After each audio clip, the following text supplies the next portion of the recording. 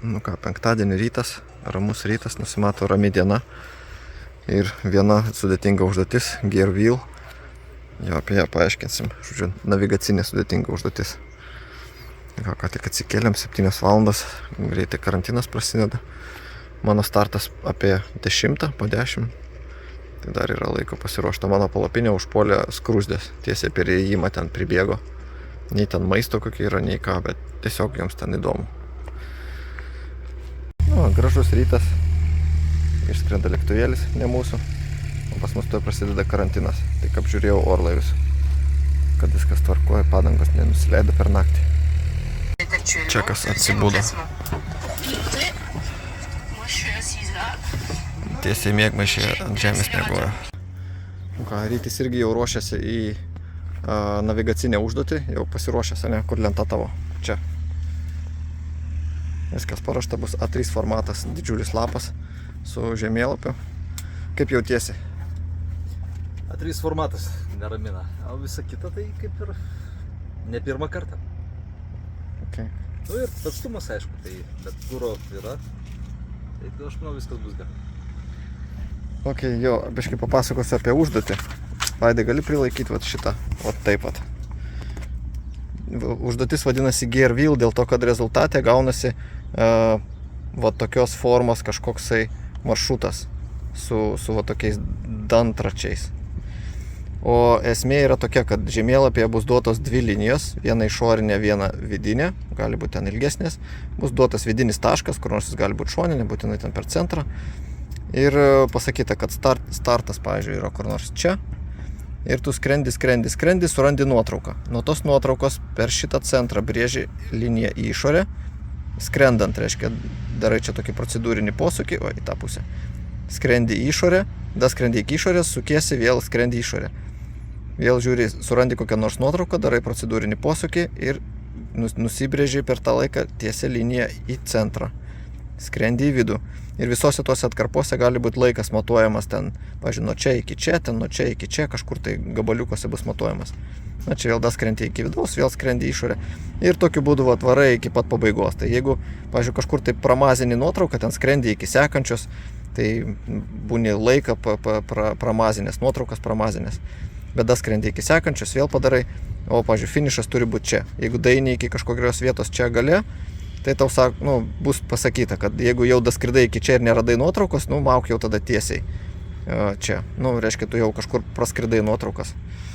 Žodžiu, kad visi atsidurtų galiausiai final pointe, kaip ir pradžiai. Tai sudėtinga iš tikrųjų užduotis, tik tai šį kartą bus ne 20 nuotraukų, o tik tai 10 ir visos 10 bus turning pointai. Tai kaip ir nėra labai sudėtinga. Esam jau tai skridę, atstumas vakar buvo praneštas 250 km, tai mes ten bakus pasidarėm. Šiandien pamažino iki 225, nes daug kas protestavo. Nes kiti orlaiviai su tokiais pilnais bakais net nelabai gali kilti teoriškai. Tai, žodžiu, tai mes esam pasiruošę, keliaujam tada į karantiną. Mūsų duetas jau karantinė, ruošiasi, šaunuoliai mojuoja. Jau dar žemėlapį negavo, bet jie ruošiasi. Va, čia maršalai važinėja, prižiūri tvarką, kad čia viskas būtų tvarkoj.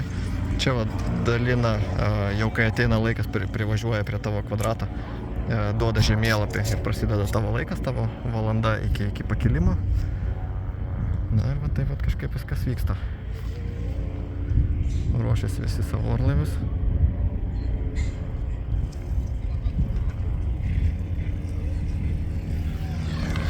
O čia vat jau išskrenda. Šiandien pakilimas iš 05, tai yra vat iš tos pusės, vat iš čia. Taip, vat ten lėktuvėlis kyla.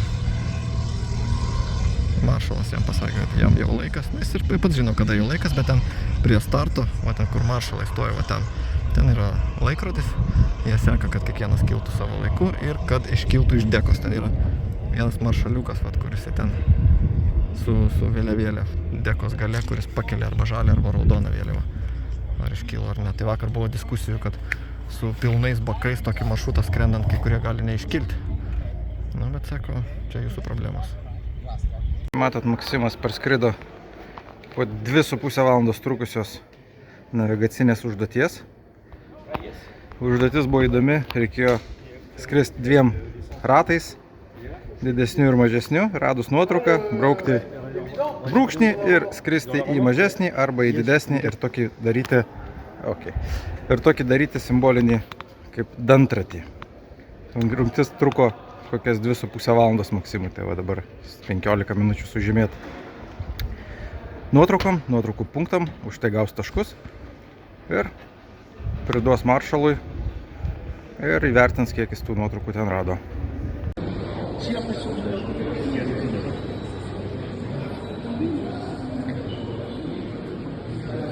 Vyksta rezultatų patikrinimas, ar teisingai nuotraukos buvo sužymėtos.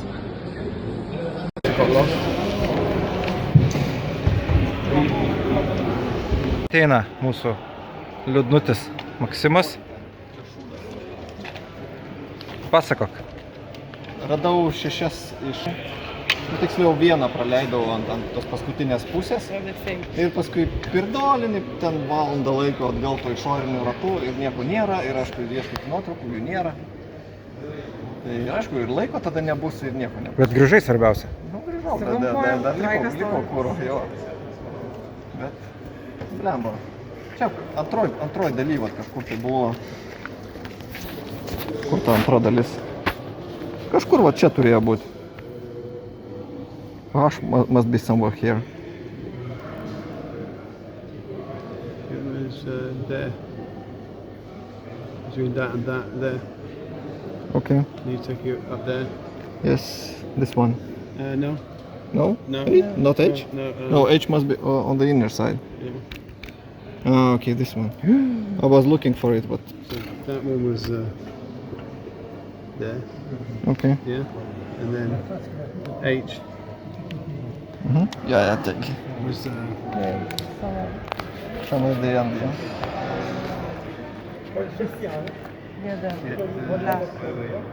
no, come back. As there. There? Yeah. At the village? Yeah. Oh, okay. Okay, somewhere there. So you front. Yes. So all my time. And you? Kiek jūs radot? Šešias. Irgi 6 radom, bet mes Kažką kitą neradom. praleidot? Ne, mes šitos irgi neradom, J mes neradom. Bet mes skridom vidinių ir radom H. Tai mes šitos net neturėjom galimybės rasti, mes neradom D. Jinai, Mes D. ten jinai tokia blemba, ten D. spalvos buvo biškai kitokios. gyvatė. Jo, Ten va biškai šitos kitokios spalvos, ten jinai biškai į tą žemę kažkaip kitaip išartė. Čiut kitaip, seniau buvo daryta ta nuotrauka. Tai va, tai mes neradom D, tai mes čia atvarėm iki H. Iki H. Na tokį ratuką reikėjo prasukti vyrukam 2,5 valandos. Ir va, mums tai trumpesnis, aišku, skridimas buvo. Nes mes Nu, jo, vidinių, jo. tada H radom, durėm tiesiai į Puiku, sveikinam. Čia pirdolinau, čia to vietoj kažkur pompų. Tai va trumpai, jeigu apie šiandienos užduotį, tai čia buvo tas Gervylas, apie kurį pasakojau. Čia va yra aerodromas, prie kurio mes pradedam. Čia va yra centras. Buvo duotas vienas apskritimas ir antras apskritimas. Buvo duoti įėjimo taškas ir išėjimo 2 taškai, nes tu gali grįžti čia, gali grįžti čia. Na, va, skrendi išorę, va, radau vieną, skrendant, va, prisidedi liniuotę, prasibrėži liniją, prasigraduoji laiką, skrendi į vidų. Skrendi toliau, randi kitą į išorę. Į vidų, į išorę, į vidų. Čia nuėjau į išorę, viskas kaip ir gerai ir pramazinau va šitą. Ir tada jau, aišku, nuėjau iki galo, nes turėjau eiti iki galo čia. Tai čia ir laiko vartai buvo, ir nuotraukos, reiškia, šitos aš niekaip negalėjau rasti, nes jau parėjau išorę. Na ir viskas, ir parėjau. Tai blogai viskas gavosi. Tai iš 8 nuotraukų, ne, iš 10 nuotraukų, kurios visi buvo turning pointai, visi posūkio kampai. 8 buvo tikros, 2 buvo feikinės, tai aš radau 6. Nu, tai praleidau šitą ir kadangi ją praleidau, tai reiškia ir tą praleidau. Tai iš 8 6. Štai po paskutinės užduoties, paskutinis karantinas baigėsi.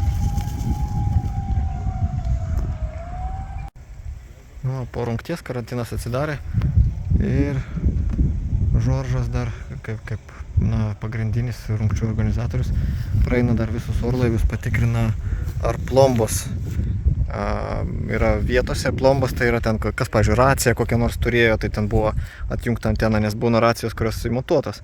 nes jokių elektroninių prietaisų negalima turėti per varžybų metu. Tai praeina, pratikrina ir tada bus galima jau free flying.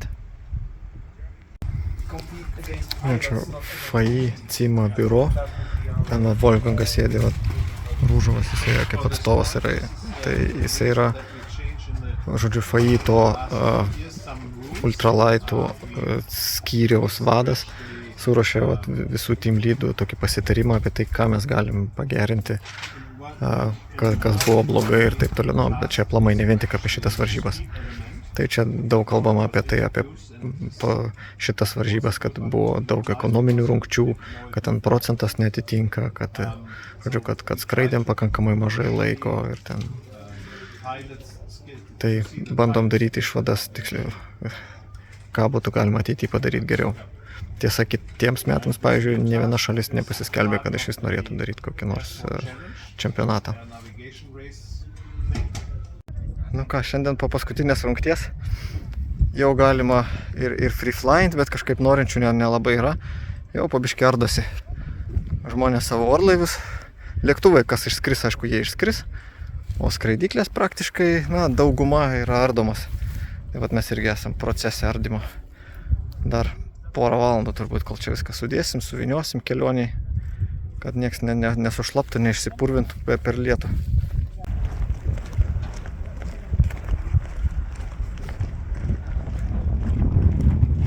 Nu ką, saulė į vakarą, bet jau sparnas sulankstytas. Vežimėlis liko liūdnas toksai. Žiūri jisai va dar į saulę. Ir rytis va ten dėliojasi. Čia irgi va jau kitų nebėra.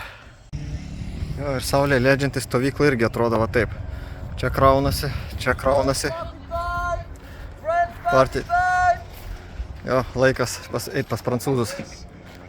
Žiūrėkit, pas prancūzus balius paskelbtas jau prieš pusę valandos ir jie čia dar pravažiavo, dar pasiskelbė. Bet visa hebra čia, va čia kaip pas save sėdi anglai, čia va irgi palapinėse, tai, o ten kur balius, va ką tik pravažiavau, ten praktiškai nieko nėra, ten prancūzai tik tai grupuojasi, ruošiasi. Tai kažką pasako apie pačią organizaciją, kad toks va tvyro toks va nepasitenkinimas, kažkaip va nesąmoningai čia viskas vyko ir taip keistai, dėl to žmonės nepuola kažkaip tai švęsti. Kol čia visi montuojasi, parodysiu, kaip gudriai parvažiuoja vienas sparnas. Kad nereikėtų nešti iš toli nušaunoliai. Nu ką, prancūzai suorganizavo tokį baliuką. Nedaug buvo žmonių, bet kas norėjo pabendrauti, čia gera vieta buvo taip kontaktams megzti. Ir ką, šiandieną einam miegot, rytoj uždarimas. Beje, jo, kam įdomu apie taškus, tai aš likau 8. Nukritau po paskutinių ekonominių visų tų užduočių, o Linas su Viktorija 6 ar 5. 5, man atrodo, netgi. O rytis, na, ten į pabaigą dėja. 11 atrodo. Tai viskas, einam miegot, rytoj uždarimas ir važiuosim namo.